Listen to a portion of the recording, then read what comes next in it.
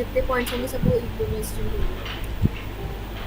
एक बार फिर से बोलो। होंगे। सर जैसे हम सर ज्योमेट्री में सर हम परपेंडिकुलर बाइसेक्टर्स फॉर्म करते हैं सर, तो उसी तरह से अगर हम ए बी का परपेंडिकुलर बाइसेक्टर फॉर्म हाँ हाँ करेंगे हाँ सर, हाँ देन हाँ, यस यस यस सर वो उसी से क्रॉस करेगा सर यस इस यस पॉइंट यस। से। अच्छा, एक सेकेंड। हाँ, तो मैं यहाँ पर अभी जो तुमने कहा कि मैं परपेंडिकुलर बाइसेक्टर ड्रॉ करूँ, परपेंडिकुलर बाइसेक्टर का हर पॉइंट ए और बी से इक्विडिस्टेंट होगा।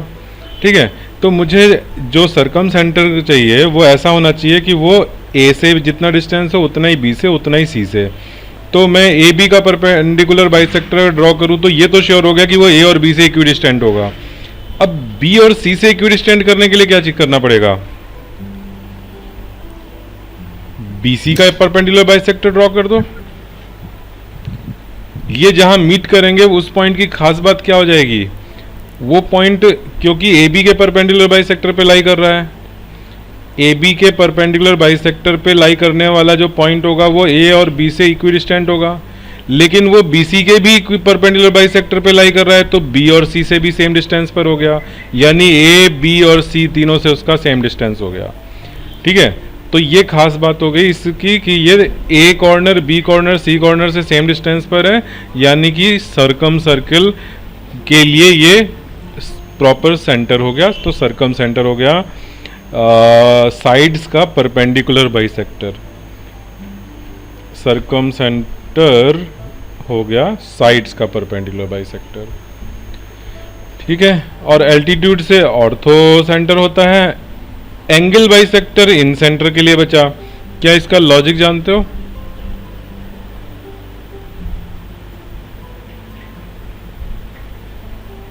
और एक और बचा है भी, सर एक्स ट्रायंगल के सेंटर। अंदर अगर कोई सर्कल फॉर्म सेट करना चाहे ट्रायंगल के अंदर, तो ट्रायंगल के अंदर जो सर्किल फॉर्म करोगे उसकी क्या खास बात होनी चाहिए?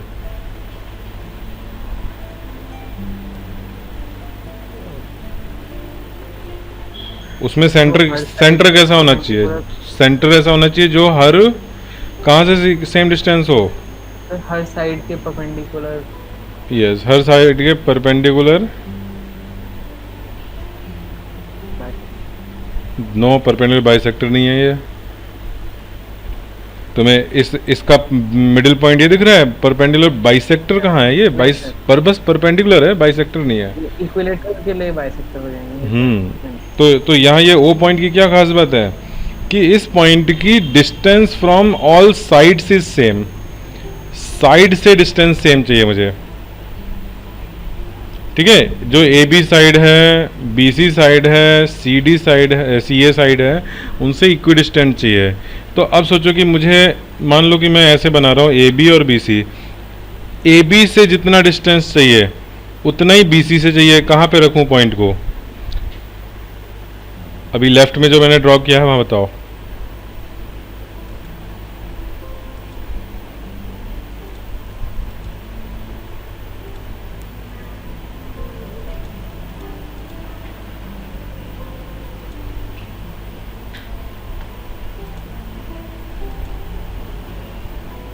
बोलो।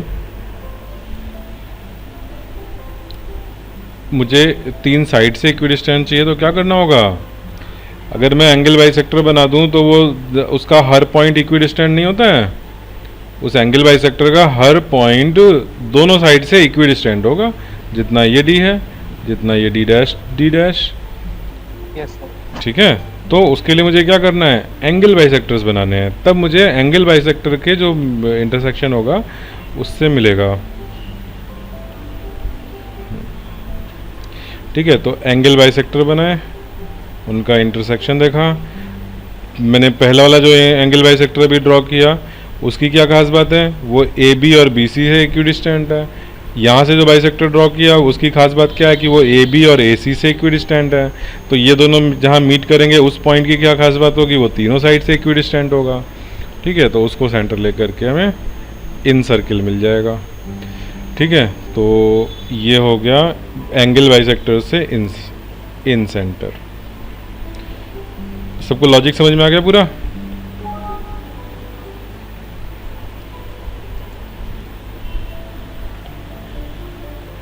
सर आपने अभी लास्ट का पॉइंट बताया सर, मुझे आवाज़ नहीं एंगल बाइसेक्टर का जो पॉइंट ऑफ इंटरसेक्शन है दैट इज इन सेंटर, बस ये बताया।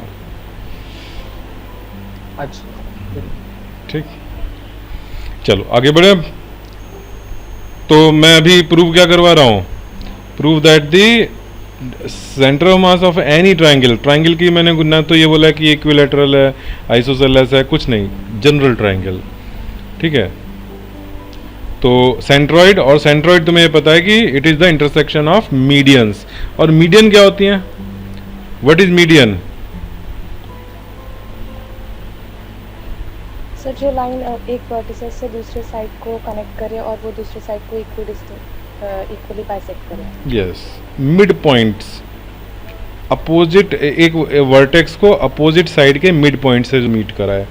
M1 सपोज यहाँ का मिड पॉइंट है, M2 यहाँ का है, ठीक है, M3 इधर, ठीक है, तो ये जो जहाँ पे मीट करेंगे दैट इज सेंट्रॉइड। ठीक है, मीडियंस का इंटरसेक्शन। अब ये कैसे प्रूव करें, तो इसका प्रूफ बहुत ही ईजी है, बट ये कि अगर तुमने पहले से नहीं देखा होगा तो थोड़ा सोचना हो सकता है कि तुम एग्ज़ाम में ना सोच पाओ। अगर मैं इस ये जो ड्राइंग बनी हुई है इसके बहुत छोटे छोटे से ऐसे टुकड़े कर दूं, कैसे, स्ट्रिप मैं काट रहा हूँ किसके पैरेलल, ए बी साइड के पैरेलल स्ट्रिप्स काट रहा हूँ। ठीक है, ए बी साइड के स्ट्रिप्स, पतले पतले से स्ट्रिप्स। तो ये जो एक स्ट्रिप होगा वो हम ये कह सकते हैं कि दिस इज रेक्टेंगल, हालांकि एग्जैक्टली रेक्टेंगल नहीं है, ठीक है, लेकिन जितना पतला स्ट्रिप होगा उतना हम इसको रेक्टेंगुलर मान सकते हैं। यहाँ पे ये जो एंड में जो साइड्स हैं वो थोड़ी सी वो 90 डिग्री पे तो नहीं है, ठीक है, लेकिन अगर मैं मान लो मैं एक अलग से बनाता हूँ,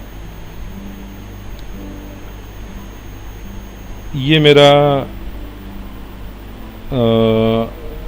शेप है which is not a rectangle. अगर मैं इसको एक लगभग इसी लेंथ के रेक्टेंगल से कम देखूं, मिड पॉइंट, रेक्टेंगल में तो centre of mass mid point होता है, ठीक है, रेक्टेंगल में मिड पॉइंट होता है, तो इसमें जो ऊपर वाली फिगर है उसमें मिड पॉइंट से कितनी एरर होगी, प्रोवाइडेड कि ये जो इसकी विड्थ है h ये निग्लिजिबल है, this is very very small. अगर ये वेरी वेरी स्मॉल है तो हम इसका कह सकते हैं ना कि इसका सेंटर ऑफ मास सेंटर पर ही होगा, क्योंकि उसमें जो डेविएशन होगा वो बहुत माइन्यूट होगा। ठीक है, तो मैं इस लॉजिक से कह रहा हूँ कि जो बॉटम वाली जो स्ट्रिप है उसका मिड पॉइंट होगा, ऐसे दूसरी वाले का मिड पॉइंट, ऐसे तीसरे वाले का, ऐसे चौथे वाले का, पांचवा, छठा, सबका मिड पॉइंट पे चलते जा रहे हैं। तो इन मिड पॉइंट्स को जब मिलाओगे तो क्या बनेगा, मीडियन बन जाएगी। समझ में आया? इन मिड पॉइंट को मिला दें तो मीडियन बन गया। अब मैं क्या कह रहा हूँ कि हमने पढ़ा था सेंटर ऑफ मास की डेफिनेशन में कि वो पूरे मास को तुम उस सेंटर ऑफ मास पे कंसंट्रेटेड मान सकते हो। तो मैं जो सबसे बॉटम वाली जो स्ट्रिप है उसको हटा करके उतना मास यहाँ रख दूँ सेंटर ऑफ मास पर। अब मैं ज़रा ब्लू कलर से दिखाता हूँ, ठीक है, ये यहाँ पे रख देता हूँ, पूरा जो बॉटम वाली स्ट्रिप है उसका मास यहाँ रख दिया, उससे ऊपर वाली का यहाँ रख दिया, उससे ऊपर वाली का यहाँ सेंटर पे, ये इसके सेंटर पे, ये इसके सेंटर पे, इसके सेंटर पे। तो सारी स्ट्रिप्स को हटा के क्या किया, उनके मास के इक्विवेलेंट मास मैंने कहाँ रख दिया, इस मीडियन पर ही रख दिया सबका। आई बात समझ में?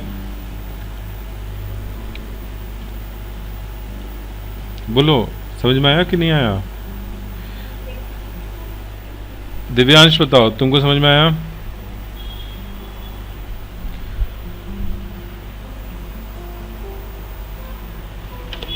अच्छा, क्लास एंड होने वाली है, जरा सा 1 मिनट में अटेंडेंस ले लो जरा, 1 मिनट को।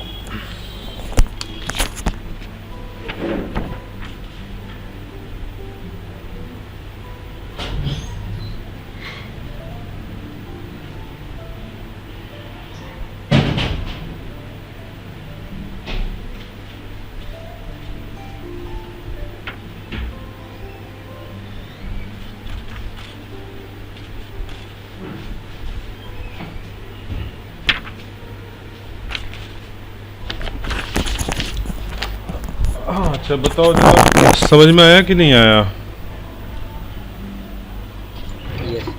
Yes, okay. सर हाँ बोलो। तो मेरे को थोड़ा सा अच्छा, अभी पूरा नहीं हुआ है, अभी डेरिवेशन अभी मिडिल में ही है। हाँ तो मुझे नहीं अच्छा, जितना समझाया नहीं आया समझ में? चलिए। नहीं सर। पहला स्टेटमेंट मेरा ये था कि अगर मैंने इस पूरे ट्रायंगल को पतले पतले से strips which are parallel to A B ऐसे डिवाइड किया है, ठीक है, काट दिया छोटे छोटे स्ट्रिप्स में, तो एक स्ट्रिप का जो सेंटर ऑफ मास होगा वो उस स्ट्रिप के सेंटर पे होगा। ये स्टेटमेंट ठीक है? Yes sir. जिसने बोला नहीं समझ में आया वो लोग बताएं। Yes sir. Okay yes sir, मैंने बोला। ओके ठीक। तो मैं अब ये कह रहा हूँ कि सेंटर ऑफ मास की डेफिनेशन के अकॉर्डिंग हम इन स्ट्रिप्स को इनके सेंटर ऑफ मास की लोकेशन पर वो मास रख करके रिप्लेस कर सकते हैं, यानी कि ये जो जितनी स्ट्रिप्स हैं उनको हटा दो और हर स्ट्रिप के मास के इक्वल मास उस स्ट्रिप के सेंटर पे रखते चले जाओ। तो जो मैंने ब्लू कलर के डॉट बनाए वो हर एक स्ट्रिप के मास को रिप्रेजेंट कर रहे हैं। अब मेरी ये ट्रायंगल हट गया, ट्रायंगल की जगह पे इस रेड लाइन पे यानी मीडियन पर मासेस रख दिए हैं। ये मेरी सेंटर ऑफ मास का पूरा फिगर हो गया, मतलब centre of mass of each individual strip, ठीक है? ओके। हाँ अच्छा, अब जरा आज की अटेंडेंस बोल दो। आज 10 हो गई है क्या? डेट 10 है? पिछली बार सीबीएसई की अटेंडेंस नहीं हुई थी, सीबीएसई क्लास की। Aarush are you there? Aarush is not here. Aadya is here. Aadya, Aniket,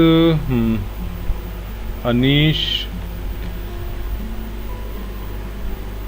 Adya is here. Amber is not here. Aniket is present.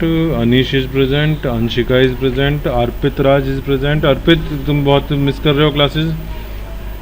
Last classes में 2-3 क्लास में तुम्हारा एब्सेंट लगा हुआ है। अच्छा, अर्पित हो गया। आशुतोष दास, आशुतोष प्रेजेंट हैं। Ayush Saini present sir. हाँ, Ayush Saini, Ayush is not present. Next David Sharma, David is not here. अच्छा, Faiz Khan, Garv is present. Harsh Khatana is present. Harshit is not present. Harsh है, हर्षित भी है, ठीक है। हाँ, हर्षित एंड हर्ष खताना हो गया। कृष्णा नीचे आएगा। अरे प्रेजेंट, हाँ ठीक है, चलो कृष्णा हो गया। Kritika absent. Mahika, Mahika is not here. Mayank Jha, okay, Mayank is present. Nishant, Nitya, yes ठीक है, Nishant Nitya present. Pranjal is present. Pranjal no. Rima present. Hritikesh present. Rudra Negi, Sana, Sanya, Sanya is here. Sanya is not present. Saumya Nagar, Saumya no. Sanya and Saumya are absent. Sanya joined. Sanya are you there? अच्छा ठीक है, ठीक, Sanya is present. Saumya is not present. Next Shivang is present. Yes sir. Shreya Verma, Shubhankar, Soni, yes sir. ठीक। Shrida, present sir. Tanisha is absent. Udit is present. Vivek, Yash are you present? Yes sir.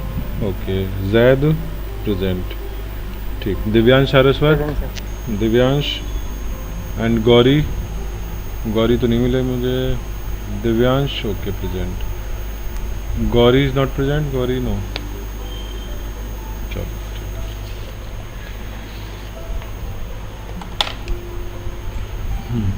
अच्छा, तो ये बात समझ में आ गई तुम लोगों को कि सारे सेंटर ऑफ मासेस मैंने यहाँ पे प्लॉट कर रखे हैं।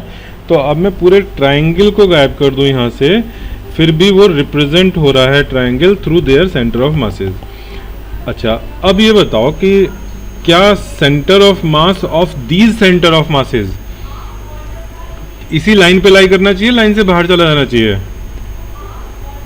ये जो पॉइंट मासेस दिख रहे हैं लाइन अब, पे ही रहना है। इसी लाइन पे रहना चाहिए, ठीक है। अब जो इनका सेंटर ऑफ मास होगा हमें पता नहीं कहाँ है, लेकिन होगा लाइन पर ही, ठीक है। तो अब मैं वापस ज़रा ट्रायंगल बना देता हूँ। तो यहाँ पे मुझे ये तो नहीं पता कि एग्जैक्टली कहाँ है, बट ये पता है कि इस लाइन पर है। अब अगली बार क्या करें?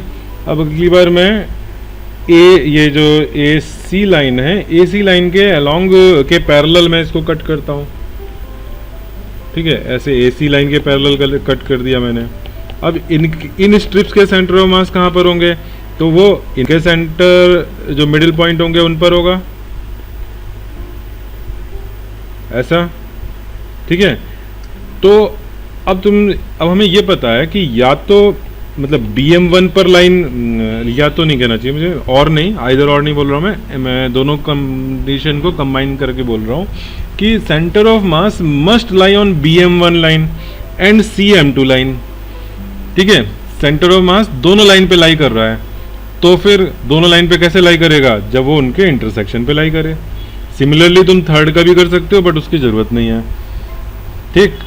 तो दो मीडियम जहाँ कट करती हैं, दैट इज़ योर सेंट्रॉइड,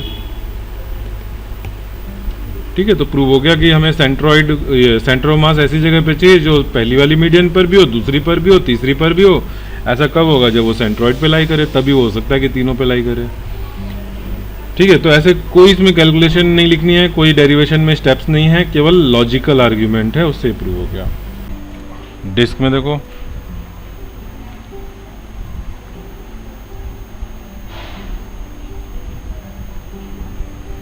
बोलो डिस्क भी सेंटर ऑफ सिमेट्री क्या होगा यहाँ पर, सेंटर पे होगा, ठीक है। तो यहाँ तक तो ये इनमें तुम्हें कुछ दिमाग लगाने की जरूरत ही नहीं है, कुछ रिजल्ट रटने की जरूरत नहीं है। फोर्थ नंबर, रेक्टेंगुलर प्लेट, इसमें सेंटर कहाँ पर होगा, डायगोनल का इंटरसेक्शन,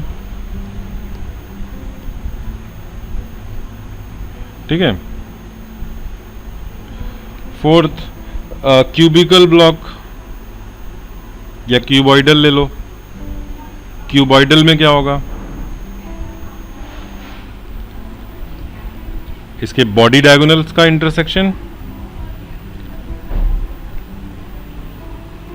ठीक है। बॉडी डायगोनल एक ये बना देते हैं और दूसरा यहाँ से आ जाएगा, ठीक है। और भी बन जाएंगे, एक ये बन जाएगा, एक पीछे से बन जाएगा, ठीक है। तो ये जहाँ पे इंटरसेक्ट कर रहे होंगे बॉडी डायगोनल्स, ठीक है। तो point of intersection of body diagonals, ठीक है। अच्छा, किसी ने लास्ट क्लास का वो लेक्चर देखा जो रिकॉर्डेड था, जो कल वाली जेई वाली क्लास का रिकॉर्डेड लेक्चर, किसी ने पूरा देखा है रिकॉर्डेड? किसने? ऋतिकेश? अच्छा, तो उसमें कहीं पे कोई ऐसी चीज़ तो नहीं मैंने एडिट करके काट के हटा दी जो कि इम्पोर्टेंट रही हो? मैंने थोड़ा जल्दी में एडिटिंग किया था, तो जहाँ पर भी मैं बच्चों को वो देख करके फीडबैक दे रहा था, तुम लोग के पिक्चर्स जो भेजे हुए थे वो पार्ट हटा दिया था मैंने, क्योंकि वो इंडिविजुअल था, वो उसमें तुम्हारे सामने तो है नहीं लेक्चर देखते समय कि किसी बच्चे ने क्या सोल्यूशन भेजा है, ठीक है। तो उसमें कंटिन्यूटी में कहीं ब्रेक तो नहीं लगा कि समझ में नहीं आया कि क्या हो गया? स्टार्टिंग के जो 2-3 क्वेश्चन थे जिसमें डायरेक्शन ऑफ फ्रिक्शन के बाद आपने करवाया था, वेलोसिटी वाला ना, जिसमें हाँ, वो उसमें क्या था कि मैंने बाद में देखा कि उनके सॉल्यूशन मैंने ओरली बता दिए थे, उसमें लिखा कुछ भी नहीं था बोर्ड पे। मैंने तुम लोगों को फोर्स की डायरेक्शन केवल एक में बताई थी, और जो सब लास्ट वाला क्वेश्चन था जिसमें कि 3-4 बॉडीज ली थी, उसमें वो काम हुआ ही नहीं था, ठीक है। मैंने ओरली बता दिया था, शायद उसका सॉल्यूशन नहीं बताया था उस पर लिख के, इसलिए मैंने फिर उसको हटाई दिया था, क्योंकि तुम्हारे सामने जब सॉल्यूशन नहीं है तो फिर रिकॉर्डिंग देखने में क्या फ़ायदा है, ठीक है। चलो, तो बस एक वही बाद में तो समझ में आ गया होगा, शुरू में वो फिर उसका सॉल्यूशन नहीं था तो मैंने हटा दिया था, बाकी तो आ गया था। अच्छा, ठीक है। और कोई ऐसा जिसने कि लेक्चर अटेंड नहीं किया हो और देखा हो? एनीवन जो केवल उसी को ही देखा हो, जिसने मेरा लेक्चर नहीं अटेंड किया, ऐसा कोई था? कोई नहीं, ठीक है। अच्छा, चलो, ये हो गया हमारा 5th point, this is 5th। अच्छा, इसके बाद सिलेंडर अगर ले लें,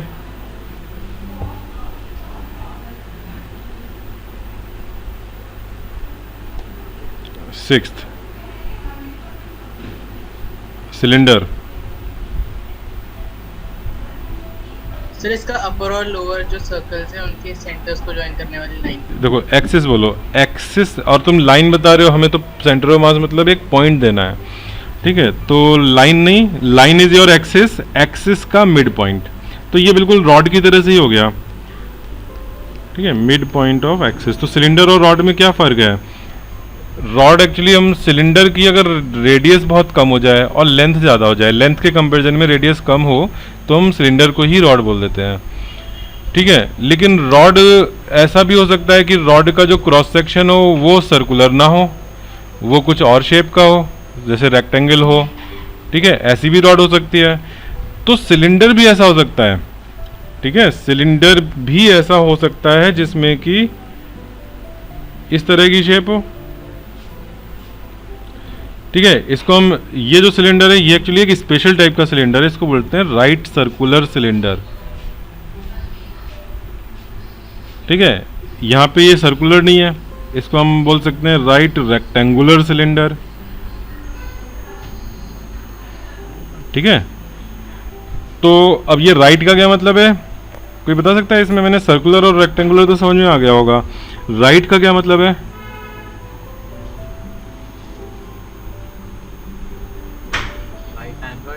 यस, कौन सा राइट एंगल, कहाँ पर राइट एंगल? तो बेस से परपेंडिकुलर जो एक्सिस है। यस, जो हाइट है, एक्सिस हैं, they are perpendicular to the base, ठीक है, दिस इज राइट सर्कुलर। अगर मैं राइट वर्ड हटा दूं तो एक सिलेंडर ऐसा भी बन सकता है, जैसे सोचो तुमने कॉइन से तुम एक सिलेंडर बना रहे हो, तुम कॉइन के ऊपर कॉइन रखते हुए तुमने एक उसका एक बना दिया है पूरा सिलेंडर जैसा, और फिर उनको तुम थोड़ा सा इस तरह से एक मिनट शिफ्ट करते जाओ, ठीक,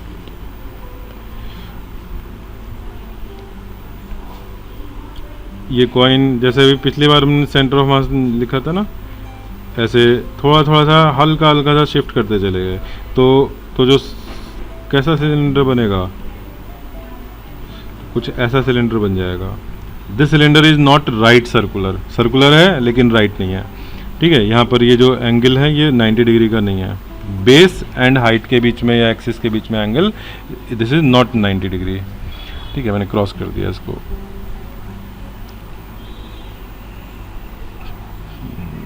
चलो ठीक है।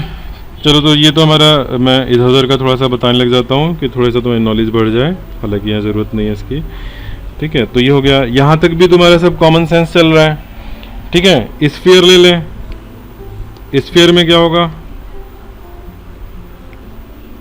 स्फीयर तो बड़ी ऑब्वियस सी बात है, क्या होगा उसका सेंटर, जो स्फीयर का सेंटर है वही सेंटर ऑफ मास हो जाएगा, ठीक है। ट्रायंगुलर लेमिना,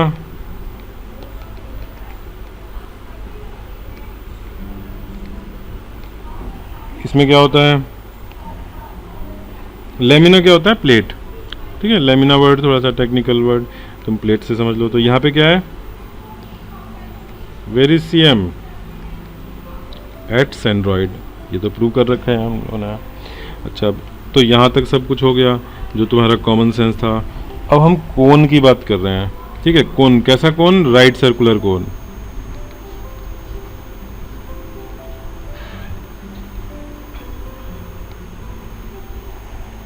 तो कोन में ये रिजल्ट याद रखो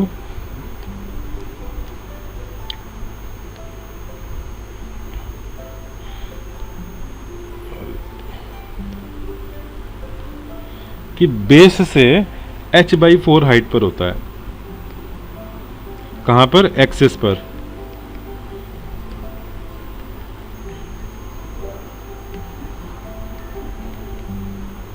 ठीक है। टोटल हाइट h है तो उसका h/4, ठीक है, on the axis of cone at height h/4 from base. अच्छा, फ्रॉम बेस है, ये याद रहेगा क्योंकि सेंटर ऑफ मास उधर रहेगा जिधर ज़्यादा हैवी होगा कोन। तो कोन ऊपर वर्टेक्स की तरफ ज़्यादा हैवी है कि नीचे की तरफ? तो बेस की तरफ हैवी होगा, ज़्यादा मास उधर है, तो बेस के ज़्यादा पास होना चाहिए, तो h/4 इधर से है, बेस की तरफ से है।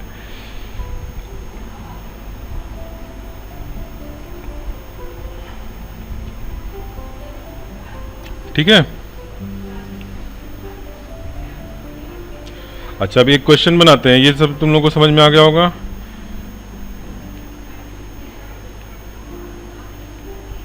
और यहाँ पे एक छोटा सा स्पेस छोड़ देना, अभी यहाँ पे बुक में एक दो फिगर नहीं है जिनका मैं कहीं से रिजल्ट देख करके बताऊंगा अभी, ठीक है। थोड़ा सा 2-3 और फिगर के लिए स्पेस छोड़ देना। नेक्स्ट हम लोग कर, जो फिगर था उसका हाँ। एच बाय 4 था हाइट पे। यस, ठीक है, ओके। अच्छा ठीक है। अच्छा, अब मैं क्वेश्चन दे रहा हूँ, क्वेश्चन फाइंड CM किसका। एक सिलेंडर है,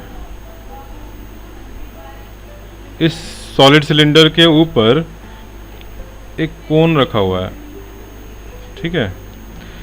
कोन की हाइट है r, रेडियस है r, सिलेंडर की हाइट है 2r। इसका सेंटर ऑफ मास लोकेट करके बताओ,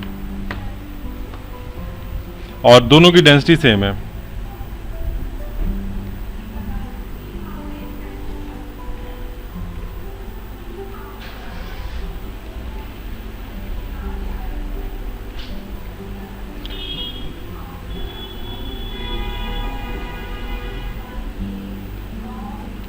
और दोनों ही सॉलिड हैं, सॉलिड कोन, सॉलिड सिलेंडर। वायर इस तरह का है, ये सेंटर है, ठीक है। सेमी सर्कुलर वायर में जो डिस्टेंस होगा सेंटर ऑफ मास 2r/π।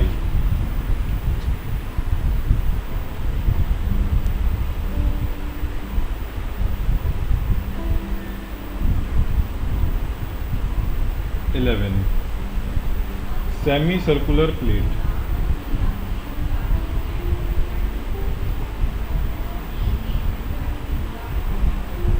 ऐसा है,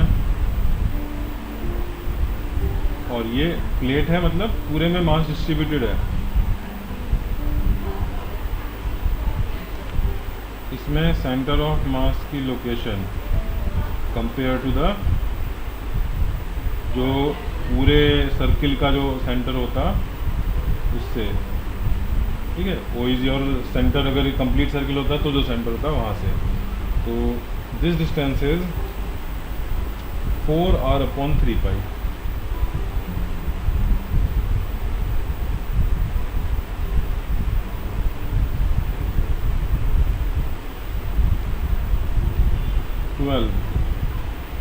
सेमी हेमिस्फीयर, सॉलिड हेमिस्फीयर,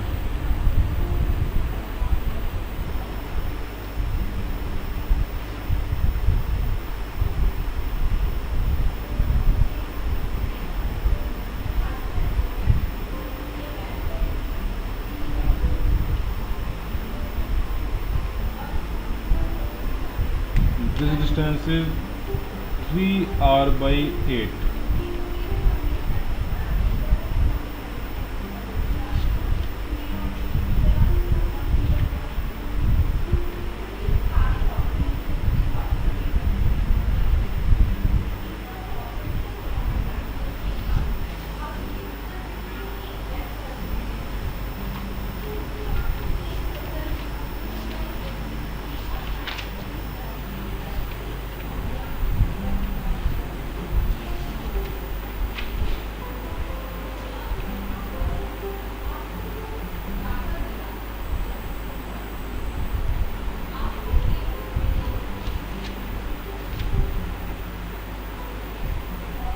चलो आगे बढ़ा जाए।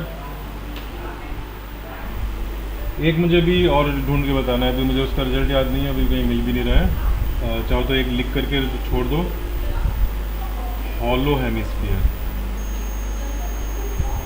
हेमिस्फीयर मतलब आधा स्फीयर, ठीक है। अगर ये ऊपर वाला तो सॉलिड लिया है, सॉलिड में पूरे में मास डिस्ट्रीब्यूटेड है, ठीक है। तो इसके तो अब ये हॉलो हेमिस्फीयर मैंने अभी छोड़ रखा है, मैं रिजल्ट देख के बताऊंगा, ठीक है। या जे क्लास में डिराइव ही करके देख लेंगे। अभी मैंने एच सी वर्मा में देखा, उसमें इसका नहीं दे रखा है, ठीक है। तो डिराइव करके देख लेंगे। अच्छा चलो, फिर find CM given density are same. तो तुम सबसे पहले तो ये बताओ वॉल्यूम में क्या रेशियो होगा, ऊपर वाले कोन का वॉल्यूम क्या होगा, 1/3 पाई आर स्क्वायर एच, ऐसा होता है ना। कोन का 1/3 पाई आर स्क्वायर और एच की वैल्यू आर यानी आर क्यूब हो गया, ठीक है। और ये तो हो गया volume of cone. Volume of cylinder क्या होगा, 1 पाई आर स्क्वायर एच, तो पाई आर स्क्वायर और एच कितना है 2r, तो ये कितना हो गया 2 पाई आर क्यूब हो गया। ऊपर 1/3 पाई आर क्यूब है, तो volume of cone upon volume of cylinder किस रेशियो में हो गया, 1/3 अपॉन 2 यानी 1/6, ठीक है। तो अगर ऊपर वाले का वॉल्यूम v है तो नीचे का 6v है, तो ऊपर वाले का मास अगर m है और डेंसिटी सेम है तो नीचे की मास कितना हो गया,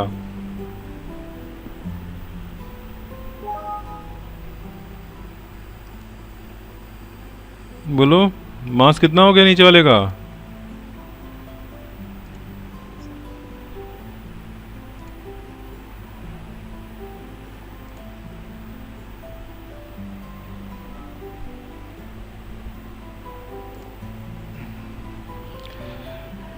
क्या हुआ भाई, डेंसिटी सेम है, वॉल्यूम 6 टाइम्स हो गया, तो मास कितना हो गया सिलेंडर का 6m, यस, ठीक है। अब इस चीज़ का हम यूज़ करेंगे जब हम सेंटर ऑफ मास निकालेंगे, ठीक है। तो अभी ज़रा थोड़ा सा यहाँ स्पेस बना देते हैं। तो अगर मैं यहाँ ये जो मैंने दोनों का जो कॉमन बेस है वहाँ पर मैं ऑरिजिन ले लेता हूँ O, ठीक है। उस O के कंपैरिजन में इसका सेंटर ऑफ मास कहाँ है, ऊपर वाले कोन का h/4 यानी कि r/4, ठीक है। रिजल्ट देख लो, h/4 रिजल्ट था, तो r/4 पर है। कितना मास रखा है यहाँ पर, m रखा है। नीचे सिलेंडर का मास कितना है, 6m है, कहाँ रखा है, मेरे लिए जो स्क्रीन एकदम से ब्लैक हो गई सर। अच्छा, बाकी लोग बताओ भाई, नहीं तो अनिकेत एक बार दोबारा से ज्वाइन कर लो। बाकी लोगों को दिख रहा है, अच्छा। Centre of mass of cylinder बताओ कहाँ पर है, उस ओरिजिन के रिस्पेक्ट में कितने डिस्टेंस पर है, r डिस्टेंस पर है, 2r का हाफ मिडिल पॉइंट पर है, ठीक है। तो मैं यहाँ पर सेंटर ऑफ मास के लिए YCM लिख रहा हूँ, ठीक है। तो m into r/4 plus 6m into r upon m plus 6m, बताओ इसमें कुछ गलत तो नहीं लिखा मैंने,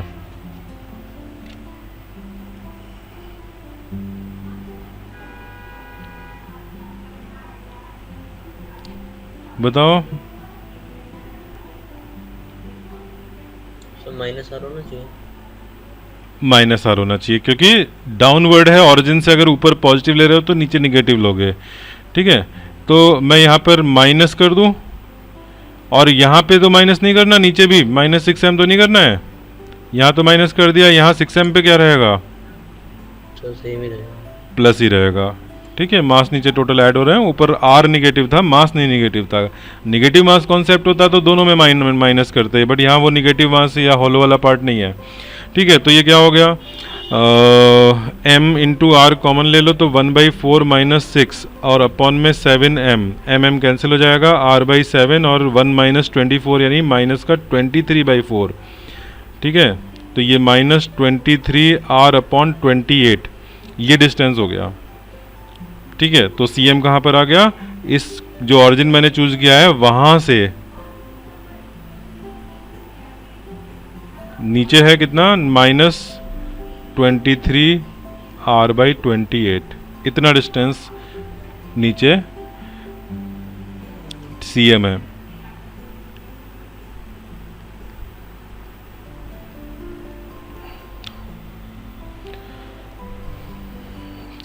चलो आगे समझ में सबको क्या करना होता है। जब इस तरह की कंबाइंड फिगर है, सबसे पहले मास का रेशियो निकालो, उसके हिसाब से फिर मास चूज करो, ठीक है। अच्छा मान लो ये V कोन अपॉन V सिलेंडर 3/7 आया होता, सपोज इस तरह का कुछ रेशियो होता, तब तुम मासेस क्या चूज करते, इसमें मासेस क्या चूज करते, 7m 3m, यस, कोन का 3m ले लेते तो सिलेंडर का 7m हो जाता। ठीक है, उस m का कोई रोल नहीं है, तुम देख रहे हो m कैंसिल हो जा रहा है। ठीक है, यहाँ पर m हमारा कैंसिल हो गया है कैलकुलेशन में। ठीक, तो ये हम अपनी तरफ से एज्यूम करते हैं अगर डेंसिटी गिवन है। चलो, तो सेंटर ऑफ मास देखो यहाँ पे फिनिश होता है। अभी हम सीबीएसई लेवल का मैंने तुम्हारा एसएल और से पूरा करा दिया है सेंटर ऑफ मास। ठीक है, अब इसके जो क्वेश्चंस हैं तो एसएल और से ही मैं तुम लोगों को आज का फिर क्लास वर्क दूंगा। अभी लास्ट टाइम तो मैंने नहीं दिया था, बट आज तुम लोगों को क्लास वर्क मिलेगा। ठीक है, और मैथ का भी मैं देखता हूँ क्या अपलोड करना है, मैथ का भी कुछ करूँगा। ठीक है, क्योंकि अभी नहीं तो अच्छा मैथ में तो तुम वो डिस्टेंस वाला छोड़ करके मैं क्वेश्चंस तुम्हें बता दूंगा कौन कौन से क्वेश्चन नंबर सबमिट करने हैं। ठीक है, जब तुम गूगल क्लासरूम में जाओगे तो वहाँ पे असाइनमेंट में इंस्ट्रक्शंस होते हैं, उस इंस्ट्रक्शन में मिल जाएगा कौन कौन से क्वेश्चन सबमिट करने हैं अभी। ठीक है, चलो तो अब हम आते हैं, अगला पार्ट है चलो अभी अच्छा एक चीज़ और बची है। सीएम में क्या बचा है? नहीं, इसमें कोई न्यूमेरिकल तो है नहीं।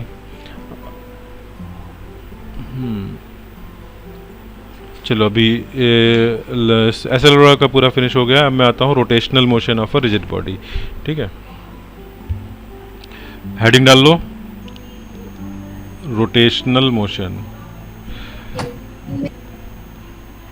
Of rigid body. हाँ बोलो, कोई कुछ कह रहा था?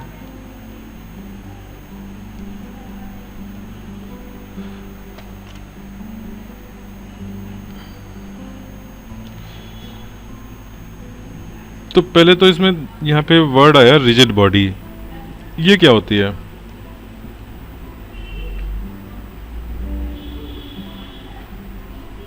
इसके सारे पार्टिकल्स एक ही रेट में सारे पार्टिकल्स क्या सेम रेट से सर मूवमेंट करें। अच्छा ठीक है, तुमने जो कहा वो गलत नहीं कहा, तुमने एक प्रॉपर्टी बताई रिजिड बॉडी की, बट उसकी डेफिनेशन क्या है? चलो मैं यहाँ पे लिख देता हूँ। If distance between any two particles of the given body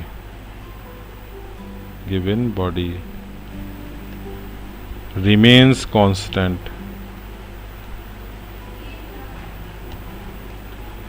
such body is called rigid body। ठीक है, अगर ये ऑब्जेक्ट है इसको तुम कैसे भी थ्रो कर दो और इसमें कोई भी 2 पॉइंट ले लो, मैं ए और बी मैंने कोई फिक्स नहीं लिया है, ये ए और बी कहीं भी हो सकते हैं कि कोई भी 2 पॉइंट रैंडमली उठा लिए, उनके बीच का अगर इनिशियल डिस्टेंस सपोज 10 सेंटीमीटर है तो इसको तुम कैसे भी मूव करा लो, इनकी ए और बी के बीच का डिस्टेंस 10 सेंटीमीटर ही रहेगा। ठीक है, अच्छा अब ये बताओ, अगर मैं ए पर बैठकर बी को देखूं तो मुझे बी का मोशन या बी का पाथ कैसा दिखाई देगा?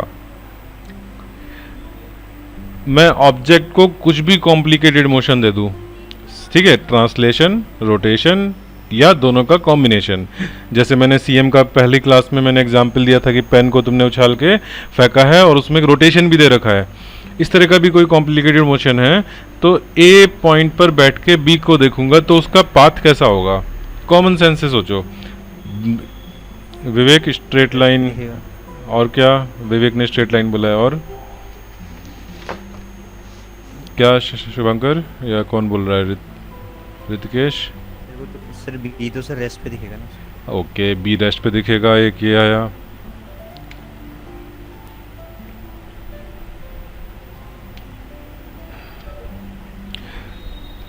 और कोई पॉसिबिलिटी? अगर मैं पाथ पूछ रहा हूं तो पाथ तो तब बनेगा जब वो मूव करे। ठीक है, तो अगर तुम ये एग्री कर रहे हो कि बी तो हमेशा रेस्ट पे रहेगा तो फिर तो वो एक पॉइंट पर ही फिक्स रहा, फिर वो पाथ कोई कर्व नहीं बन पाएगा। ठीक है, लेकिन कर्व बनने की कोई पॉसिबिलिटी नहीं है। Straight line, circle, parabola, ellipse या कोई ऐसा पाथ जिसका हम नाम नहीं दे सकते हो। तो ज़रा सोचो यहाँ पे कंडीशन क्या है, कंस्ट्रेन क्या है? कंस्ट्रेन ये है कि ए और बी के बीच का डिस्टेंस चेंज नहीं होना चाहिए, ठीक है। तो तुमने अगर ये बोला कि स्ट्रेट लाइन पाथ है, स्ट्रेट लाइन पाथ पर ए पर तुम बैठे हो और बी मूव कर रहा है स्ट्रेट लाइन पर, तब तो उनके बीच का डिस्टेंस चेंज होगा, ठीक है। विवेक, तो तुम्हारा आंसर तो रॉन्ग है।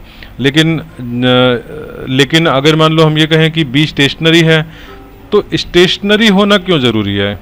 क्या किसी ऐसे पाथ पे नहीं मूव कर सकता कि डिस्टेंस फिक्स रहे? अगर बॉडी एट रेस्ट है तो तुम सही कह रहे हो, बॉडी एट रेस्ट रखी हुई है तो ए से बैठ के बी तुम्हें रुका हुआ दिख रहा है, लेकिन चलता हुआ भी दिख सकता है। अगर बॉडी मूव करेगी तो इस तरह का हो सकता है मोशन कि बी मूव कर जाए। सर्कुलर पाथ पॉसिबल है, ए सेंटर हो जाएगा, बी उसके चारों तरफ सर्कुलर पाथ पे मूव करे, पॉसिबल है, ठीक है। तो रिजिड बॉडी में हम ये चीज श्योर हो सकते हैं by this property of rigid body, we can always say that path of any point on the rigid body as observed from any other point of the body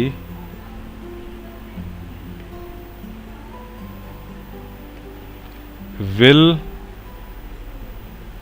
always be a either circle or be fixed point, ठीक है। No, that is ये कब होगा? जब at rest हो, that is body is at rest. Next, rigid body का हम लोगों ने ये देखा प्रॉपर्टी कि किसी भी पॉइंट पे बैठ के दूसरे पॉइंट को देखने पे हमें सर्कुलर मोशन नहीं दिखेगा, या बॉडी एट रेस्ट है तो रुका हुआ दिखेगा दूसरा पॉइंट, ठीक है। अच्छा, अब हम आते हैं इक्वेशन ऑफ रोटेशनल मोशन।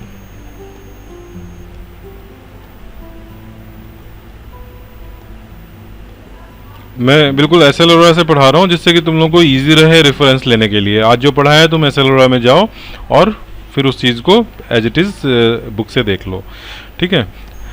तो इक्वेशन ऑफ रोटेशनल मोशन में तुम कंपेयर करो इसको with the equation of straight line motion, ठीक है। यहाँ पे स्ट्रेट लाइन वाली हम मोशन लिखेंगे। जैसे सबसे पहले तो हम वेरिएबल्स देखते हैं, u होता है, उसके कंपैरिजन में हम यहाँ पर ओमेगा नॉट लिखेंगे, इनिशियल वेलोसिटी, ठीक है। ये इनिशियल एंगुलर वेलोसिटी हो जाएगा। v फाइनल वेलोसिटी होती है, यहाँ ओमेगा लिखेंगे, ठीक है। एक्सेलरेशन a होता है, यहाँ पर एंगुलर में अल्फा लिखेंगे।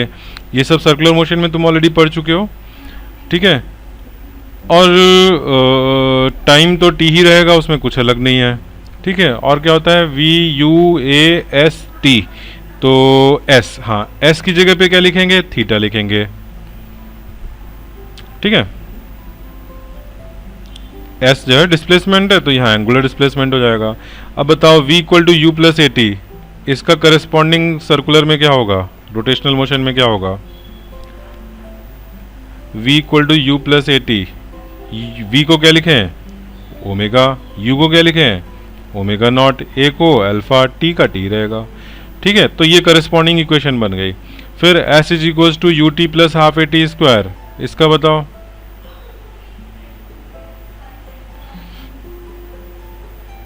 Corresponding equation in the rotational motion, s की जगह पे क्या लिखें? Theta is equals to omega not T plus half alpha T square, ठीक है। ये अल्फा क्या है? इनके नाम तुम लोगों को पता है ना, मैं नाम लिखूं इनका। इनिशियल एंगुलर वेलोसिटी, ठीक है। Final angular velocity, angular acceleration, angular displacement, ठीक है। राइट साइड वाले मैं नहीं लिख रहा हूँ, वो तो तुम्हें पता ही है, ठीक। फिर थर्ड बताओ, v square is equals to u square plus 2as, इधर क्या हो जाएगा? Omega square equal to omega naught square plus 2 alpha theta. ठीक, और भी 5 इक्वेशन अगर तुम लोगों को याद हो तो 5 भी लिख सकते हो। कोई याद है? और क्या थी? S is equals to V plus U T upon S is equals to you plus V whole into T upon 2। Average velocity into time is displacement. ठीक है, तो यहाँ पर एस यानी theta is equals to omega plus omega not whole upon 2 into T. ठीक है, और याद है? VT minus half A T square. तो theta is equals to omega T minus half alpha T square.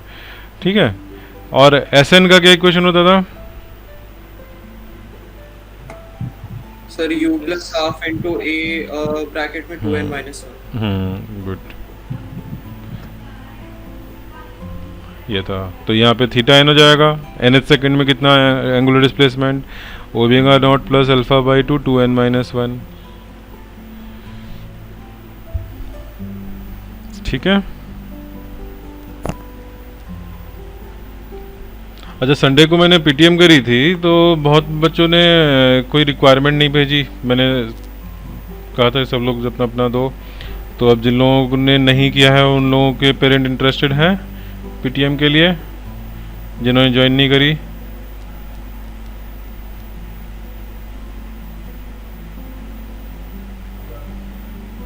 तो देख लेना तुम लोग, अगर किसी को रिक्वायरमेंट हो तो नेक्स्ट संडे के लिए।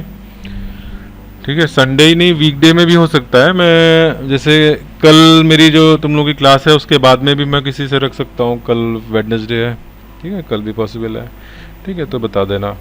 और कुछ लोगों के पेरेंट्स हैं, मैं खुद चाहूँगा तो उनके मैं पेरेंट्स को मैं खुद ही कॉल करूँगा। ठीक है, चलो अच्छा, अब आता है डेरिवेशन। डेरिवेशन मैं इन 3 का कराऊँगा। ये 3 का तुम्हें इंपॉर्टेंट होता है ना, स्कूल एग्जाम में ये 3 पूछे जाते हैं, तो इधर ये 3। ठीक है, इन 3 का डेरिवेशन कैसे करना है? Using calculus method. तो derive omega is equals to omega not plus alpha T. ठीक है, तो जरा पैरेलल में इधर जरा लीनियर वाले का बताओ। v equal to you plus a t का डेरिवेशन कैसे करते हैं यूजिंग कैलकुलस? क्या लिखते हैं? हमारे पास देखो स्टार्टिंग पॉइंट क्या होता है। स्टार्टिंग पॉइंट होता है, ऊपर ही मैं लिख देता हूँ, v इज इक्वल्स टू क्या होता है? dx by d t and a is equals to dv by d t. ठीक है, और एक और होता है जो ट्रिक लगा देते हैं a के लिए, v into d v by d x, chain rule वाली ट्रिक लगा के। ठीक है, तो इनमें से बताओ, हम जब v equal to you plus a t derivation करेंगे तो स्टार्टिंग हमारा कहाँ से रहेगा? First, second, third.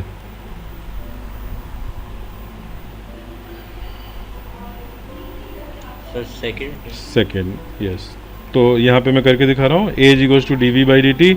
ठीक है, तो d v is equals to a d t कर देते हैं, इंटीग्रेट कर देते हैं बोथ साइड्स। ए तो कांस्टेंट है तो इंटीग्रेशन से बाहर आ जाता है। ये इंटीग्रेशन, यहाँ लिमिट लगा दी तो टाइम 0 पर वेलोसिटी u है, टाइम t पर वेलोसिटी v है, यहाँ पे 1 है। ठीक है, dv के आगे कुछ भी नहीं है तो 1 है, 1 का इंटीग्रेशन v हो जाएगा। उसमें लिमिट u एंड v लगा दिया, इधर t यहाँ पर भी 1 है। ठीक है, dt के आगे कुछ नहीं है इंटीग्रेशन में, तो वो 1 है, 1 का मतलब इंटीग्रेशन t हो जाएगा। लिमिट 0 टू t लगा देंगे तो v minus u is equals to a times t minus 0, v is equals to you plus a t. ठीक है, बिल्कुल यही काम करना है। अब बताओ मैं यहाँ पर स्टार्टिंग कहाँ से करूँ? अल्फा से। Alpha is equals to d omega by d. ठीक है, बिल्कुल same pattern. D omega is equals to alpha d t. Integration कर दिया बोथ साइड, लिमिट लगा दी 0 पर ओमेगा नॉट, टाइम टी पर ओमेगा, इधर इंटीग्रेट किया 1 का इंटीग्रेशन ओमेगा, ओमेगा पे लिमिट लगा दिया from omega naught to omega, इधर अल्फा इंटू टी पर लिमिट लगा दिया 0 टू टी। ठीक है, जिन लोगों ने मेरी शुरू की क्लासेस करी हैं उनको कोई दिक्कत नहीं हो रही होगी, लेकिन अगर किसी ने नहीं करी है तो उसको मेरा इंटीग्रेशन वाला लेक्चर देखना पड़ेगा। ठीक है, रिकॉर्डिंग अवेलेबल है। नेक्स्ट, फिर यहाँ पे क्या करें? Omega minus omega naught alpha into t minus 0 that is t. ठीक है, तो omega is equals to omega not plus alpha T. ठीक है, दिव्यांश एंड गौरी बताओ तुम लोगों को ये चीज़ में इतनी स्टेप समझ में आ गए, तुम लोगों ने पढ़ा हुआ है ये?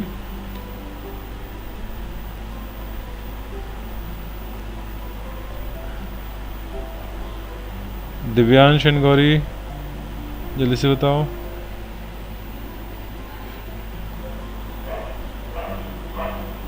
ये इंटीग्रेशन समझ में आया, या जो कैलकुलस यूज है वो समझ में आई?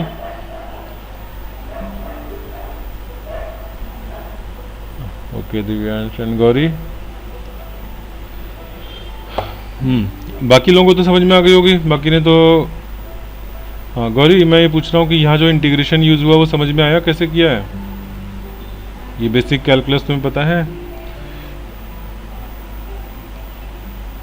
और भी किसी को अगर ज़रूरत हो तो मैसेज में मुझे व्हाट्सएप पे डाल देना, अगर रिक्वायरमेंट हो इस बेसिक कैलकुलस के लिए एक लेक्चर की। ठीक है, चलो ठीक है। तो ये डेरिवेशन हो गया। मैंने राइट साइड में लीनियर वाला करा है क्योंकि वो तुम्हारे लिए फैमिलियर है, जिससे कि तुम देख पाओ कि एग्जैक्टली वही चीज़ यहाँ पर हो रही है। तो ये कुछ नया नहीं है कि तुम्हें अलग से रटना पड़ेगा। ठीक है, तो पहला डेरिवेशन हो गया। नेक्स्ट डिराइव सेकेंड इक्वेशन क्या है?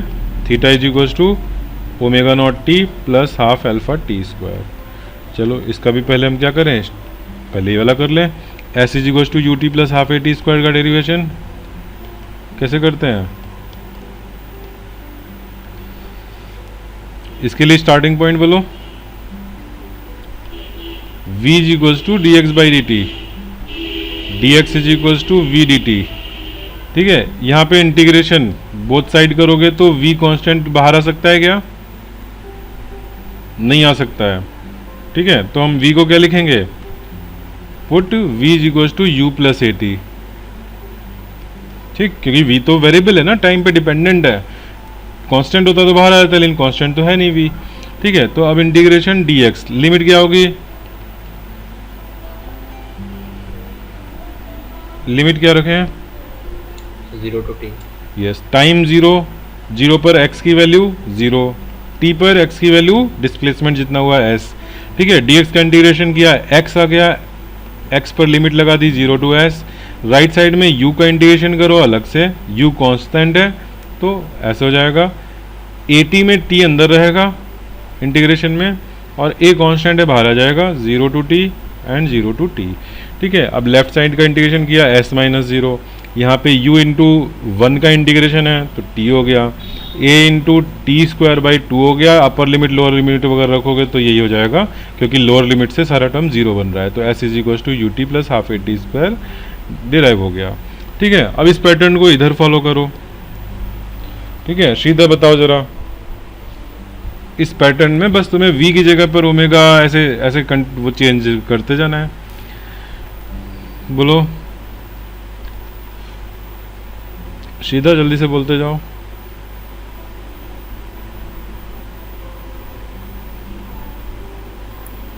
हाँ सीधा बोलो। यहाँ पे शुरुआत में पहली लाइन क्या लिखे हैं? Sir omega equals to d theta by d t. Good. फिर उसके बाद d theta is equals to omega d t कर दिया। अब इंटीग्रेशन के बाद बताओ लिमिट क्या लगाए? अच्छा, यहाँ पे ओमेगा को क्या करें? Sir omega equals to sir omega not plus alpha T. Yes, and limits बता दो। 0 to T, 0 to yes sir, और यहाँ पे 0 टू थीटा। ठीक Yes, है, sir. Initial 0 displacement, finally theta. Left side क्या हो जाएगी? इंटीग्रेशन करके क्या होगा? Sir omega not, sir omega left not left left side. Sir theta, हाँ, minus. Sir theta minus 0। Okay, right side बोलो। Sir right side sir omega not T plus alpha T square by 2। Okay good. ठीक है, तुमने limit भी put कर दी, -0 सब में लिखने की ज़रूरत नहीं है अभी। ठीक है, तो ये हमारा theta is equals to omega not T plus half alpha T square आ गया। ठीक है, किसी को कुछ पूछना है इसमें?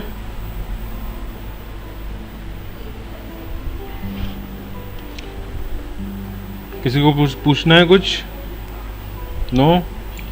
सर हाँ बोलो।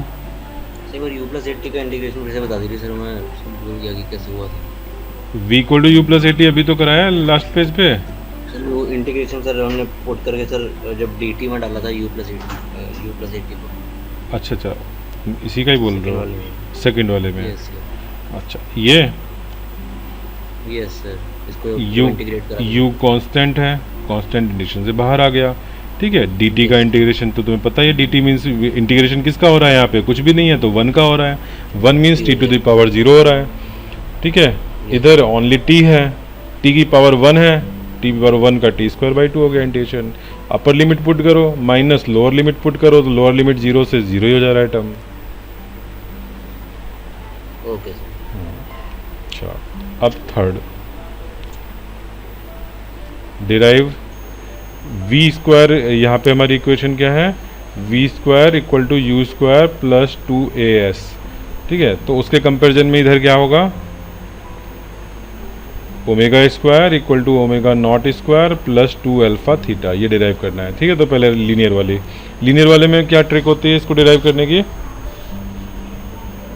यहाँ पे t नहीं है तो हम यहाँ पे क्या लिख सकते हैं, a is equals to dv by dt होता है, लेकिन चैन रूल लगा लेते हैं तो dv अलग dt अलग, और यहाँ पे क्या करते हैं dx और dx बाई dt को क्या लिख दें, ये dx बाई dt का क्या हो जाएगा, v हो जाएगा, v तो v into d v by d x. ठीक है, फिर आप क्या करें, a dx is equals to v dv। ठीक है, इंटीग्रेट कर दो, यहाँ पे 0 टू s और ये हो जाएगा u से लेके v तक। ठीक है, राइट साइड में v का इंटीग्रेशन करोगे v स्क्वायर बाई 2 आएगा, लिमिट u टू v, और लेफ्ट साइड में तो a कांस्टेंट है तो 1 का इंटीग्रेशन करोगे तो x आएगा 0 टू s, तो a इंटू एस माइनस 0। ठीक है, is equals to v square minus u square whole upon 2, तो v square minus u square equal to 2as।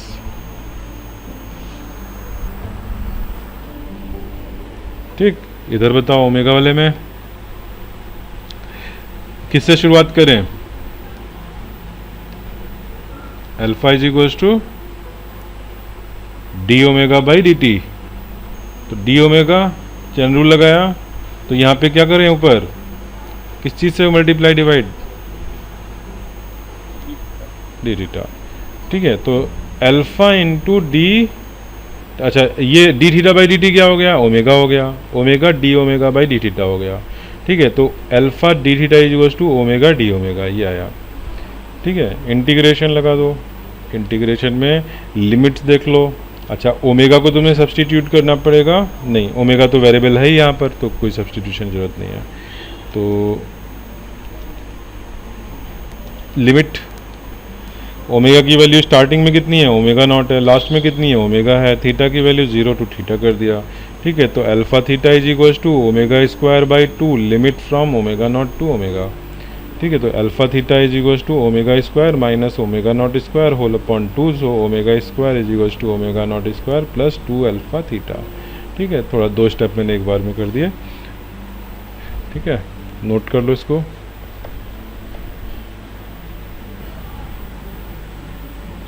चलो नेक्स्ट करें, सब लोग नोट कर लिया। अब मैं न्यूमेरिकल पर आता हूँ।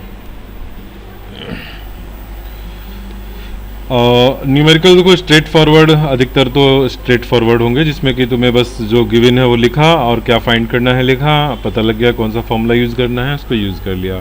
ठीक है, तो बस थोड़ा सा जो प्रिकॉशन है वो ये है कि मान लो तुम्हें ओमेगा किस यूनिट में दिया होगा, ओमेगा नॉट, इसके यूनिट्स क्या होंगे बताओ, ओमेगा की यूनिट क्या होती है, रेडियन पर सेकेंड। ठीक है, अल्फा की यूनिट क्या होती है, रेडियन पर सेकेंड स्क्वायर होती है। थीटा की यूनिट क्या होती है, रेडियन होती है। लेकिन सपोज उन्होंने ओमेगा और अल्फा तो रेडियन में दिया है, बट यहाँ पे डिग्री में दे रखा है, तो तुमको चेंज करना पड़ेगा डिग्री को रेडियन में, या इसको तुम डिग्री पर सेकंड स्क्वायर भी लिख सकते हो, इसको डिग्री पर सेकंड में भी कन्वर्ट कर सकते हो। ठीक है, तो यह है कि तुम एक पर्टिकुलर सिस्टम में रहो, ठीक है, मिक्स नहीं करना है। बाकी एल्फ हो गया, टाइम हो गया, टाइम तुम्हारा सेकंड में ही रहेगा, इसमें कोई और वो नहीं है। मिनट में है तो मिनट देख लो तुम, मिनट को कन्वर्ट करना है क्या, ठीक है। तो इसमें एक पॉसिबिलिटी है कि मिनट में भी, क्योंकि आरपीएम दिया रहता है तो वो मिनट में हो जाता है, ठीक है। और क्या यहाँ पे रह गया, ए हो गया, वी यू, हाँ ओमेगा नॉट टू ओमेगा में ही आ गया, ठीक। अच्छा, अब ये बताओ कि आरपीएम क्या होता है, कई बार ये यूज होगा word, what is RPM? Revolution पर मिनट, ठीक है। अब रिवॉल्यूशन पर मिनट को ये क्या रिप्रेजेंट कर रहा है, ये क्या ऊपर जो वेरिएबल्स हैं उनमें से कोई चीज़ को रिप्रेजेंट कर रहा है? आरपीएम किस चीज़ को रिप्रेजेंट कर रहा है? अल्फा को, थीटा को, ओमेगा को। तो इसको हम रेडियन पर सेकंड में कैसे लाएं? 1 RPM is how many radian पर सेकंड? ऐसा यूनिट, 1 रिवॉल्यूशन कितना रेडियन? 2 पाई, ठीक है। तो 1, हाँ तो 1 आरपीएम का मतलब है 2 पाई रेडियन पर मिनट, ठीक है। 2 पाई रेडियन पर मिनट को रेडियन पर सेकंड में कन्वर्ट करके बताओ।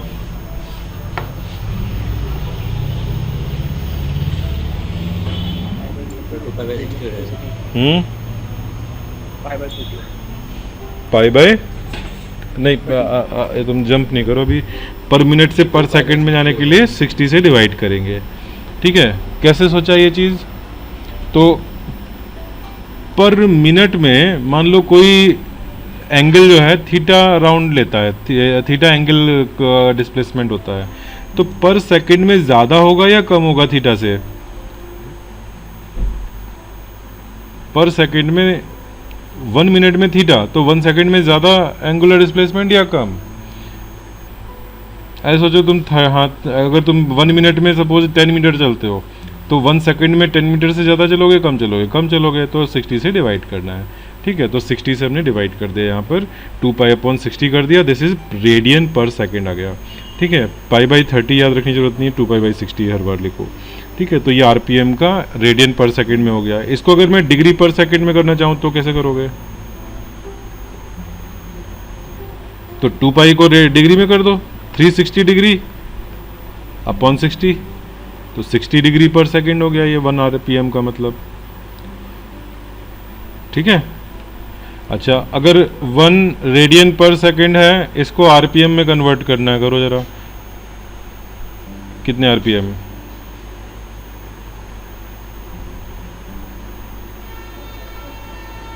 रेडियन से रिवॉल्यूशन बनाने के लिए 2 पाई से डिवाइड करोगे, सेकंड से पर मिनट बनाने के लिए 60 से मल्टीप्लाई करोगे, ठीक है। पर सेकंड में जितना चल रहे हो 1 मिनट में उसका 60 टाइम्स चलोगे, तो 60 से मल्टीप्लाई कर दिया,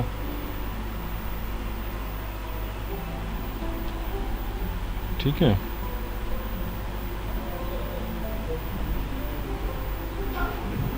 चलो, सबको आ गया समझ में? Yes, sir. तो आगे क्वेश्चन करते हैं अब।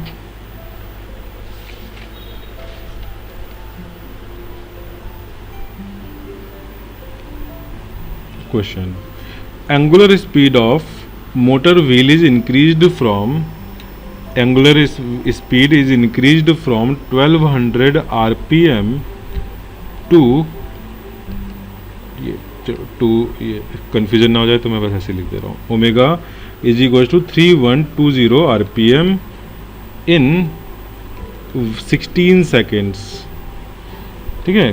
कोई चीज़ रोटेट कर रही थी 1200 से, तो वो 3120 पर इंक्रीज कर दी 16 सेकेंड्स में। Find angular acceleration, number 2 number of revolutions in the process, कितने रिवॉल्यूशन के बाद ये स्पीड बढ़ गई? Number of revolutions in this duration, चलो जल्दी से करो।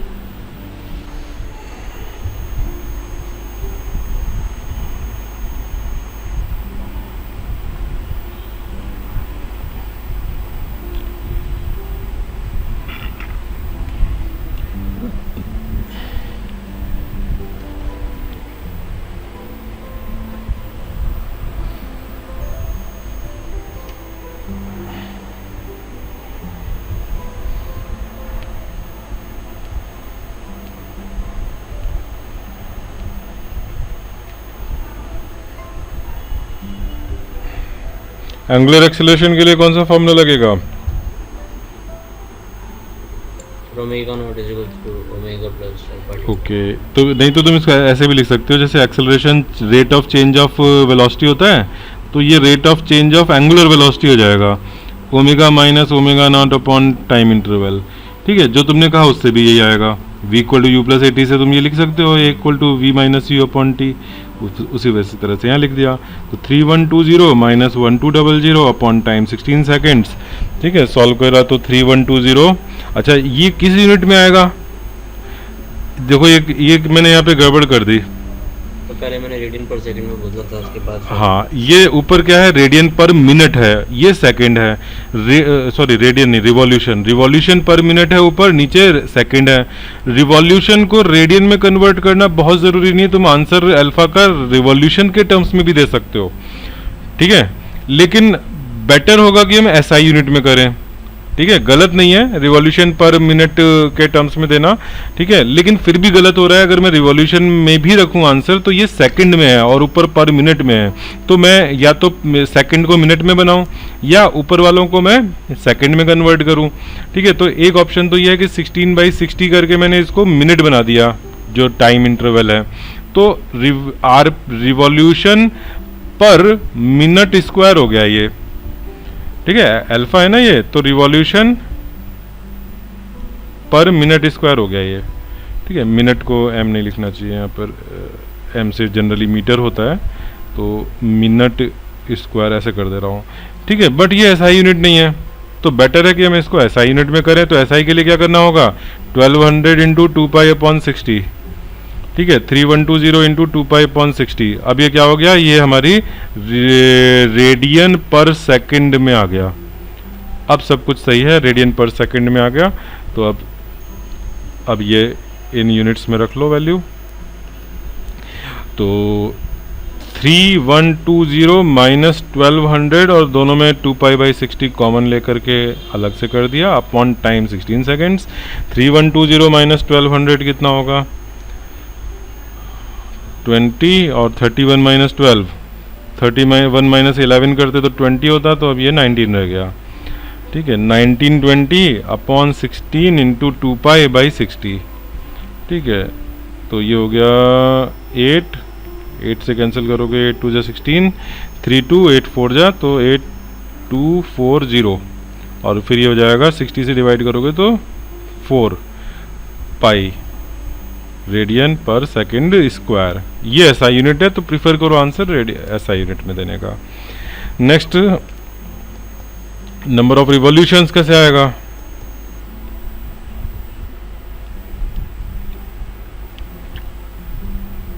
इसके लिए कौन सी चीज पता करनी है? जो हमारे सिंबल्स थे उनमें से कौन सा सिंबल पता करना है? थीटा। तो थीटा के लिए कौन सा फॉर्मूला यूज करें? ओमेगा नॉट है, ओमेगा है, टी है। हाँ, सेकंड फॉर्मूला। तो omega not T plus half alpha T square. Omega not is your 1200 into 2π/60। अच्छा, कोई और फॉर्मूला सर्च करोगे? टी स्क्वायर यहाँ पर क्या कोई और चीज़ नहीं कर सकते? हमें ओमेगा नॉट ओमेगा टी सब पता है, क्या थीटा इज इक्वल टू ऐसा नहीं कर सकते, omega naught plus omega upon 2 average velocity into time? ऐसा भी कर सकते थे। ठीक है, तो तुम्हारी मर्जी है, तुम जिससे लिखना चाहो। चलो, plus into T 16 second plus half alpha हमारा 4π आया है इंटू 16 स्क्वायर। ठीक है, इसको सॉल्व करना होगा। सॉल्व करके आएगा ये 1152 पाई। क्या ये हमारा आंसर हो गया? 1152 pi. Is this the answer? Rima बताओ, ये हमारा फाइनल आंसर है क्या?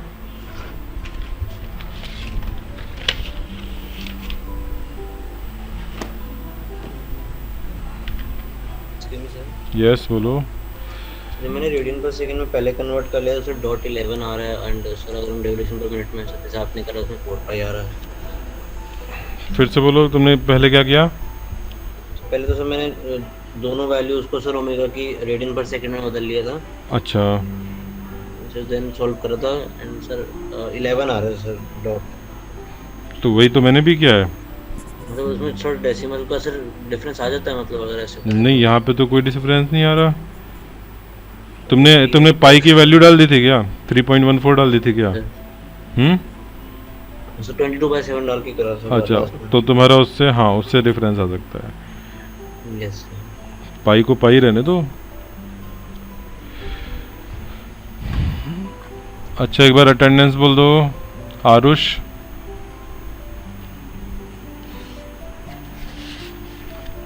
Aarush, mike is okay? Yes sir. Okay. Aadya Tripathi, Aadya तुम्हारा माइक ठीक नहीं है क्या? कल तुमने जेई क्लास क्यों मिस करी? अच्छा, एम्बर, चलो मैं एक क्वेश्चन दे, तुम लोग का ये हो गया ना, मैं क्वेश्चन दे देता हूँ उसके बाद। एम्बर, तुम कितने दिनों बाद अटेंड कर रही हो क्लास?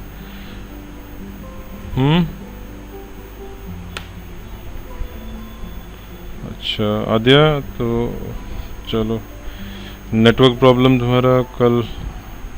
अच्छा, रिकॉर्डिंग देख लिया आद्या तुमने? चीज़ पूछी थी पिछले क्वेश्चन में और है गई। Reema, are you there? Reema,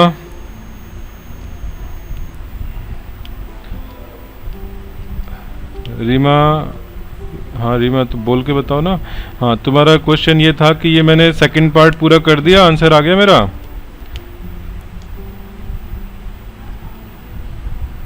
कि कुछ और करना है इसमें भी?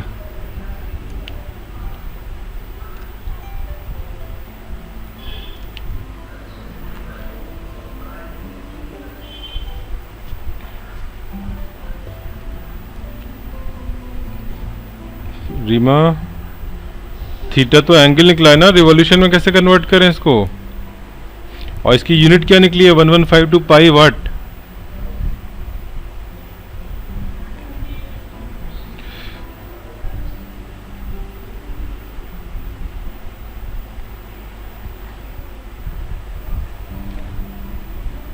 हरी, आप जल्दी से बताओ। और कोई बता सकता है? ये, हाँ, ये आयुष रेडियन में है। तो अब ये बताओ कि इस रेडियन को कन्वर्ट करके हमें नंबर ऑफ रिवॉल्यूशन में ले जाना है, तो ये रेडियंस का क्या करें? एंगल से हम रिवॉल्यूशन कैसे बनाते हैं?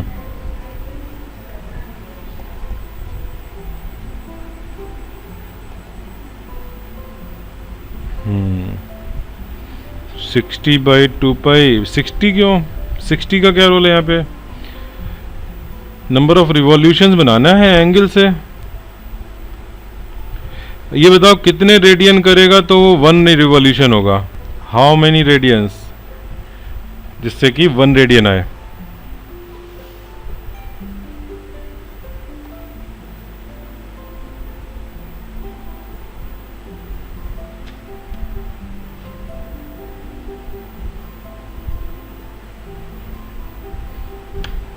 यस, 2 पाई। तो इतने सारे रेडियन में कितना नंबर ऑफ रिवॉल्यूशन होगा?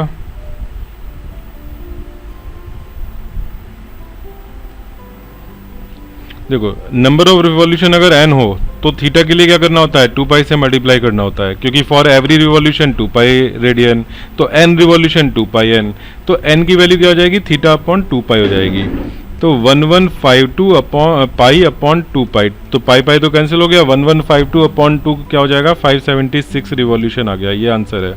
ठीक है, तो इन क्वेश्चंस में कॉन्सेप्ट तो मुश्किल नहीं है, बट फाइनल आंसर तक आते आते गलतियां हो सकती हैं कि तुमने यूनिट सही से नहीं रखी।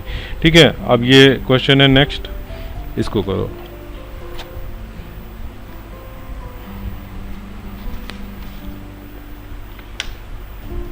अच्छा मैं हाँ एम्बर का हो गया प्रेजेंस। एम्बर तुम्हारा माइक ठीक नहीं है क्या? जिन लोगों का माइक ठीक है वो लोग ज़रा बोल के बताएंगे, ठीक है? तो अनिकेत, अच्छा अनिकेत का भी ठीक नहीं है। Next Anish, present sir. Okay. Next Anshika, okay. Anshika के बाद अर्पित, माइक ठीक नहीं है Arpit. Next Ashutosh, present sir. Ayush Saini, okay. David, David,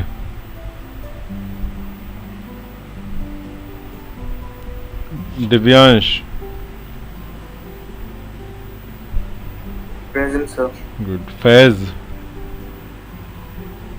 present sir. Okay. Garv, present. Okay. Harshit, present sir. Lakshya, present sir. Mayank Jha and Harsh Khatana तो रह गया। Harsh Khatana, present sir. Okay.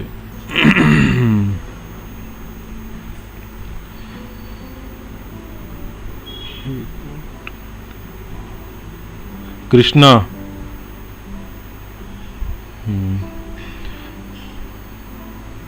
Next Nishant Kumar, present sir. Okay. Nitya Singh,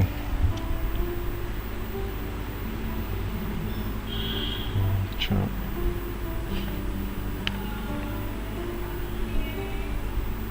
प्रांजल, प्रांजल नो। रीमा,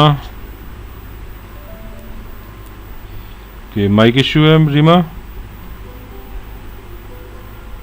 अच्छा। Hritikesh, Rudra Negi, present sir. Okay. Sana, Sana is not here. Sanya, present sir. Saumya, present sir. Shivang, present sir. Okay.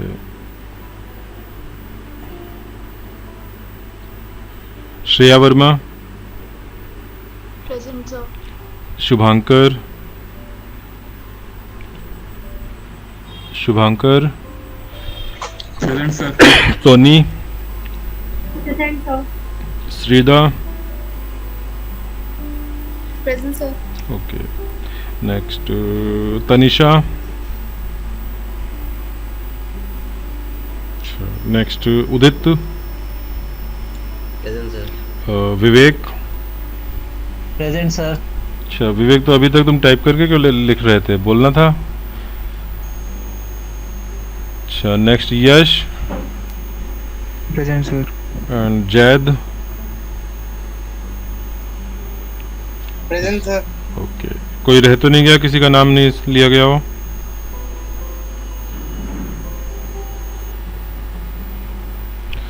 चलो ठीक है।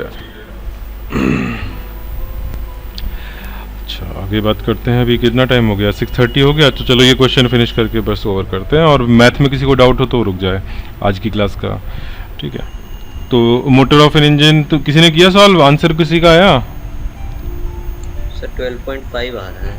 ठीक है, कोई दिक्कत नहीं है। Yes sir. ठीक है। तो पहले क्या करोगे? आरपीएम में तुम्हें दे रखा है इतना initial, omega naught 100, omega 0, final जो है तुम्हें कम टू रेस्ट बोला है तो फाइनल 0 है, टी 15 सेकेंड है, ठीक है? तुमसे थीटा नंबर ऑफ टर्न्स पूछा है तो n equal to theta upon 2 theta निकालना है, फिर उससे 2 से डिवाइड करके n आ जाएगा। लेकिन अगर तुम मान लो ओमेगा को आरपीएम में ही रखो तो ये नहीं करना पड़ेगा, सीधे रिवॉल्यूशन में ही आंसर आएगा, ठीक है? तो क्या हम ऐसा कर सकते हैं कि सीधा हम रिवॉल्यूशन में ही आंसर ले आए, इससे n को ही थीटा लिख दें? तो कोई ऐसा फॉर्मूला जिसमें हम थीटा डायरेक्ट निकाल सकें? Omega naught plus omega upon 2 into T ये है। ओमेगा नॉट कितना 100 plus 0 upon 2 into T 15। Unit किस में आएगा? ये 100 किस में है? रिवॉल्यूशन पर मिनट में है, और 15 किस में है? सेकंड में है। तो इंटू सेकंड करोगे गड़बड़ हो जाएगा, तो हमें मिनट में टाइम मल्टीप्लाई करना है, यानी 60 से डिवाइड करो। ठीक है, 100 अपॉन 2, ठीक है, इंटू 60, 15 से 4 जा 60, 12 अपॉन 8, सॉरी 100 अपॉन 8, 12.5, सीधे रिवॉल्यूशन में आंसर आ गया।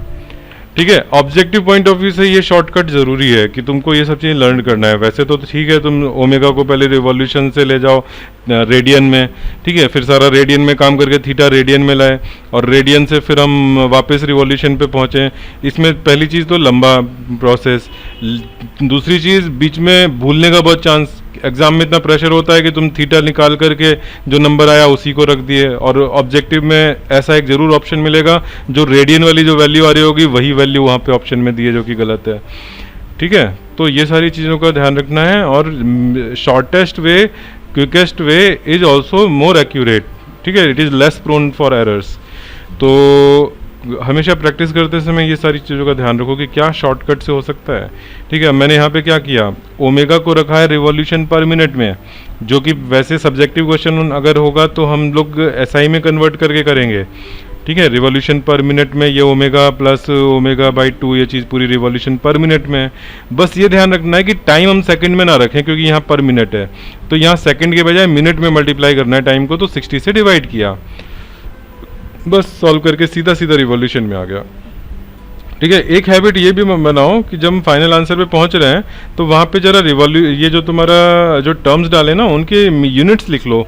यूनिट्स लिखने से फिर क्लैरिटी आ जाती है कि हमारे कहीं यूनिट में गड़बड़ तो नहीं हो रही है। ठीक है, जहाँ पे 2 टर्म ऐड हो रहे हैं तो ऐसा नहीं कि यूनिट ऐड करके कुछ कर देना है, यूनिट दोनों की सेम है, और जो टोटल टर्म आएगा वो उसी यूनिट में आएगा, तो रिवॉल्यूशन पर मिनट लिख दिया है। ठीक है, चलो, तो आज मैं सीएम का कुछ 2 क्वेश्चन दूंगा और 2 क्वेश्चन इससे दूंगा। ठीक है, जो क्लास वर्क वाला असाइनमेंट होगा आज रात तक में मैं अपलोड कर दूंगा, कल रात की ड्यू डेट रहेगी उसकी। ठीक है, और एनसीईआरटी के मैथ के कुछ क्वेश्चंस रहेंगे। और बताओ, आज की मैथ की क्लास का जिसको डिफ़िकल्टी लगे बाकी लोग लीव कर सकते हैं। मैं मैथ की क्लास वापस खोल रहा हूँ, जिसमें किसी को पूछना हो तो पूछ सकते हो। ये हमने लास्ट में किया था, इसमें कोई दिक्कत तो नहीं है?